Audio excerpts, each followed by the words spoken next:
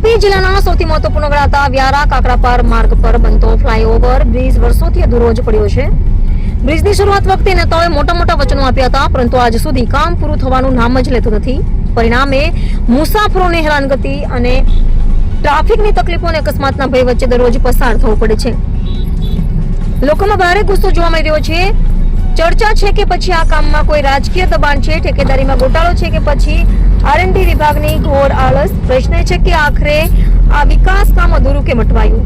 સામાન્ય જનતાનું કહેવું છે કે બ્રિજનો પાયો તો મૂકી દીધો, પણ હવે પાયાથી પુલ પૂરું કરવાનો કોઈ ઇરાદો નથી. વિકાસના નામે મત માંગવામાં આવે છે, પણ તાપી જિલ્લાના નાગરિકો સાથે છેતરપિંડી થઈ રહી છે. વર્ષોથી અટવાયેલા કામને કારણે તાપી જિલ્લાનો વિકાસ અટકાવી દેવામાં આવ્યો છે. હવે લોકો ખુલ્લેઆમ સવાલ ઉઠાવી રહ્યા છે કે કયું રાજકીય ગ્રહણ આ બ્રિજ પર લાગ્યું છે? કોના હિત માટે તાપી જિલ્લાના નાગરિકોને આટલો સમય રાહ જોડાવવામાં આવે છે? R&D વિભાગની આળસ છે કે પછી રાજકીય નેતાઓની બેદરકારી? આ મુદ્દાએ હવે તાપી જિલ્લાના રાજકારણમાં ખળભળાટ મચાવી દીધો છે. સામાન્ય લોકો માંગ કરી રહ્યા છે કે તાત્કાલિક તપાસ થાય અને જવાબદાર તંત્ર સામે કાર્યવાહી થાય, નહીતર આ મુદ્દો આગામી ચૂંટણીમાં તાપી જિલ્લાના નેતાઓને મોટો માથાનો દુખાવો બની રહેશે. રિપોર્ટર હાર્દિક જોશી, સોનગઢ.